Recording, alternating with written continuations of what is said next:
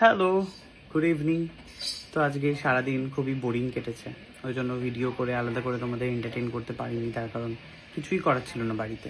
আর বিকেলবেলায় আমি গেছিলাম হচ্ছে প্রেস ক্লাবে একটা শর্ট ফিল্ম ফেস্টিভ্যালের ইনঅগুরেশন ছিল, আজকে প্রেস মিট ছিল। তো সেখানে গেছিলাম, সেখানে ছিল কৌশিক গাঙ্গুলি ছিল, দেবলীনা দত্ত ছিল, সৌম্যদা ছিল, আরও অনেকে ছিল, পিঙ্কিদি ছিল। তো সব মিলে খুব ভালো এক্সপিরিয়েন্স ছিল, এত মান্যগণ্য মানুষদের সাথে দেখা হলো, তাদের কথাবার্তা শুনলাম, কী যে ভালো এক্সপিরিয়েন্স হলো। তো যাই হোক, সত্যজিৎ রায় ফিল্ম ইনস্টিটিউটে শুরু হচ্ছে ফিল্ম ফেস্টিভ্যাল 23, 24, 25 3 দিন দেখতে পাবেন আপনারা।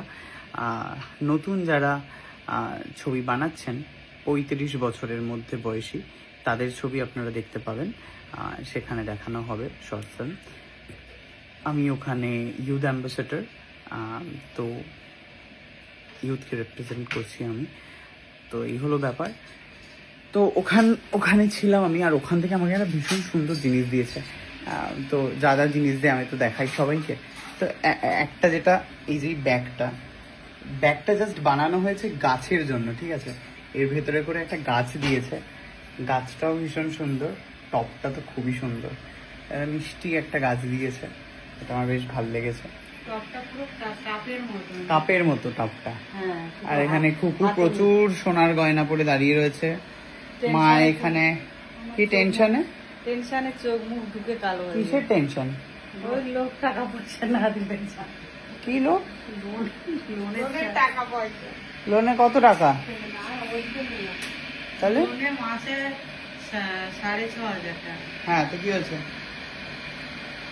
টাকা না যদি সময় মতন দিই, আর ব্যাংকের লোক আমাকে উল্টো পাল্টা করে। নিয়েছিস কেন লোন? এত কিসের লোভ তোমার? লোন নেবে, টাকা নিয়ে শোধ দিতে পারবে না, বেশ হয়েছে। এই জন্যই দরকার ব্যাংকের লোকজনের। আর এখানে মা হচ্ছে রেডি হয়ে গেছে, তার কারণ হচ্ছে আমার একটা ভাই কাম দাদা, যাই না কি, আমি আমার দাদা বা ভাই কিছু একটা হবে, তো তার হচ্ছে বিয়ে সামনে, তো তাই জন্য। হ্যাঁ, ইতু পিসির ছেলে, এবারে মাসির ননদের ছেলে, তার বিয়ে, সেও বিয়ে করে নিচ্ছে। তো একজনই বাকি থাকছি ওই এজে, সেটা হচ্ছে আমি। তো মা বলছে কদিনের ছোটবেলা, ও আমার থেকে বড়, যাই হোক, হ্যাঁ মনে পড়েছে। তো টাট্টু তার নাম। তো ওর আজকে আইবুড়ো ভাত খাওয়াচ্ছে মাসি, তো মাসি আমাকে যেতে বলেছে খেতে। তো এই বিয়ের সময়কার আইবুড়ো ভাত খেলে নাকি হচ্ছে বিয়ে হয় খুব তাড়াতাড়ি। তো মাসি হচ্ছে সেই আনন্দে বা সেই আশায় আর কি আমাকে ডেকেছে। আমিও বলেছি হ্যাঁ খেতে চলে যাব, কি আছে, দুটো খাবোই তো। তো এই হলো ব্যাপার। আর বাড়িতে বানানো খাবার, আমি আজকাল বাইরের খাবার কিছু খাচ্ছি না। বাই দ্য ওয়ে, আরেকটা ফিশ ফ্রাই আর ফ্রেঞ্চ ফ্রাই এর একটা ইয়েও ছিল। তো আমি ওলা করে গেছিলাম আজকে, তো ওলা করে আসতে গিয়ে যেই দিদাটা গাড়ি চালাচ্ছিল, তাকে আমি হাফ দিয়েছি, আর আমি একটুখানি ভেতরের ওই মাছটা কুটে খেয়ে নিয়েছি আর কি, ফিশ ফ্রাই এর। আলুগুলো খাওয়া যায়নি, তার কারণ আলুগুলো শুকনো কাঠ হয়ে গেছে। তো যাই হোক, তো আরও একটা জিনিস কিনেছি আমি, যেটা খুব ইম্পর্টেন্ট এই রোদ্দুরে, সেটা হচ্ছে সবসময় যেহেতু গাড়ি নিয়ে বেরোনো সম্ভব নয়, তাই জন্য হচ্ছে কিনে নিয়েছি হাতের এই গ্লাভসের কটনের। এটা ঠিক প্রেস ক্লাবের সামনেই বিক্রি হচ্ছিল, আর প্রেস ক্লাবটা হচ্ছে দাদাইয়ের জায়গায়। তো দাদাইয়ের জায়গায় বেশ আমি গিয়ে বেশ ভাল লাগছে, এই হলো ব্যাপার। মুটকি কিরকম বিধ্বস্ত অবস্থা, মানে আপনারা দেখুন, লোন যদি কেউ না মেটাতে পারে, তার চোখ মুখ চেহারার কি অবস্থা। কাজে লোন নেওয়ার আগে রাস্তাঘাটে পড়েও গেছিস? কিভাবে পড়লি? ওই যে মানে স্যারটা উল্টো পাল্টা কথা বলেছিল, সেই মাথার মধ্যে টেনশন হচ্ছে না, আর ওদিকে তখন কাজে যাচ্ছি। কোন স্যার তোকে উল্টো পাল্টা কথা বললো? কে? বন্ধনের স্যার। কত টাকা পায় বন্ধনের স্যার? ওটা তো মানে সপ্তাহে দিতে হয়। হ্যাঁ, কত টাকা? সপ্তাহে 1625 করে। তো 1625 টাকা তুই দিতে পারছিস না? না, ছিল না তো। তো কি করে তৈরি হলো টাকাটা? আবার বেলায় জোগাড় করতে হলো ধার দেনা করে। ধার দেওয়ার জন্য আবার ধার?